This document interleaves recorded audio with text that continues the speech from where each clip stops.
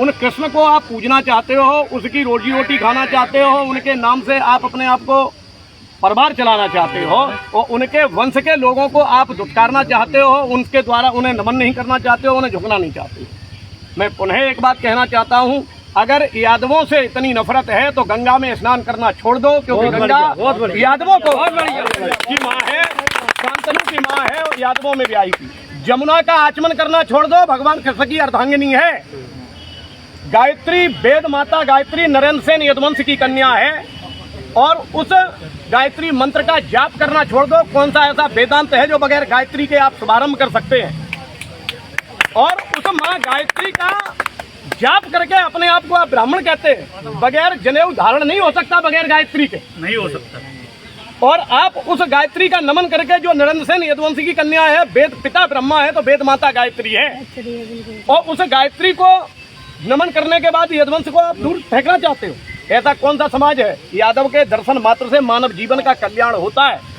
श्रीमद् भागवत महर्षि वेद व्यास जिन्होंने भागवत जी को लिखा, यादव श्री सुखदेव जी जिन्होंने भागवत जी को कहा, यादव राजा परीक्षित जिन्होंने भागवत जी को सुना, यादव, और उसमें टोटली वंशावली वो सब यादवों की 88,000 ऋषियों ने श्री राजा परीक्षित से ये कहा था कि यदि तुम अपने वंश की वंशावली को श्रवण करें तो तुम्हें मोक्ष की प्राप्ति हो जाएगी। चाहे वो कोई भी जाति हो, चाहे कोई भी वर्ग हो, जब तक यदुवंश की कथा को नहीं सुनता है, मृत्यु के उपरांत उसे मोक्ष की प्राप्ति नहीं होती है। और भागवत को सुनने के बाद मोक्ष की प्राप्ति चाहते हो और यादवों के मुखारबिंद से सुनने से अपने आप का अपमान मानते हो।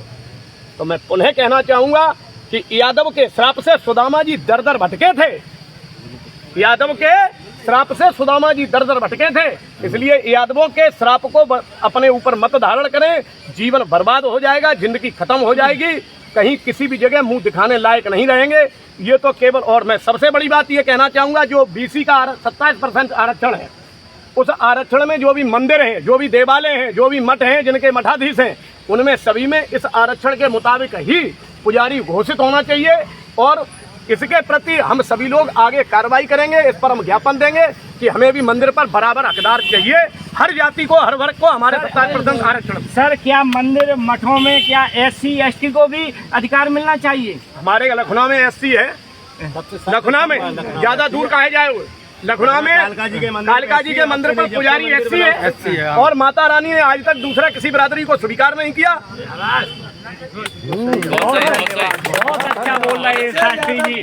हमारे देश में जो मठ हैं या जो बड़े बड़े मंदिर हैं, वहाँ SC ST के भी पुजारी होना चाहिए। ये बहुत बड़ी, ये देश को जोड़ने की बात कह रहे हैं सर। आगे क्या कहें? देश में हिंदू को जोड़ने के लिए बटोगे तो कटोगे, ये नारा हमारे देश में आज लगाया जा रहा है। हम बिल्कुल सहमति हैं, लेकिन वही धीरेन्द्र शास्त्री कह रहे हैं कि जो है ब्राह्मण ने यदुवंश उजाड़ो। वीडियो मेरे पास में है।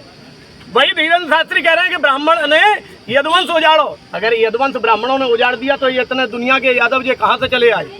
आप अपने आप को बड़ीता दे रहे हैं। कल जो है महामंडलेश्वर जी ने भी कहा कि केवल हक है तो केवल ब्राह्मणों को कथा कहने का हक है।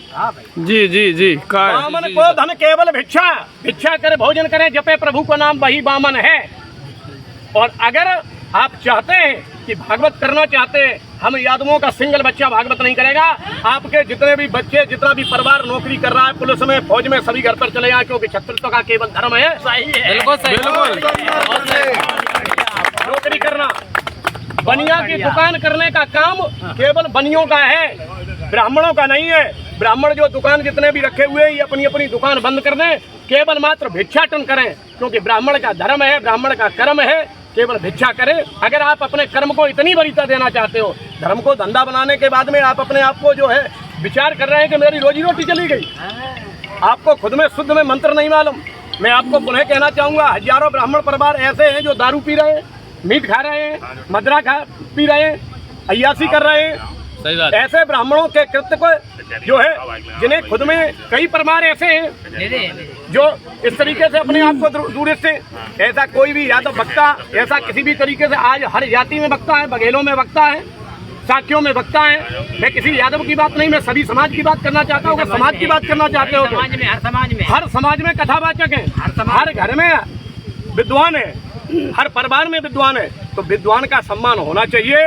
विद्वता का सम्मान हम करते हैं, चाहे वो किसी भी जाति का हो, किसी भी वर्ग का हो। अगर आज से पुरानी पीढ़ी हमारी सम्मान न करती तो सूरदास नहीं होते, रैदास नहीं होते, कबीर जी नहीं होते। तुलसीदास जी ने लिखा है कि यादव कितना अहिर निर्मल मन दासा, अहिर कितना निर्मल मन किसी का नहीं होता है, केवल यही चोट खा गया जिसका मन इतना निर्मल है। भगवान कृष्ण ने सुदामा जी को श्राप दे दिया, बोले तुम निर्धन हो जाओ, गरीब हो जाओ, दर दर भटको। और सुदामा जी जब आए तो कल एक पंडित जी कह रहे थे, बोले सुदामा जी के भगवान ने पैर छुए, प्रमाण है, किसी भी जगह सुदामा जी के पैर नहीं छुए। आंसुओं से पखारे सुदामा के पग, हर के मन में दर्द वे सुमार आ गया।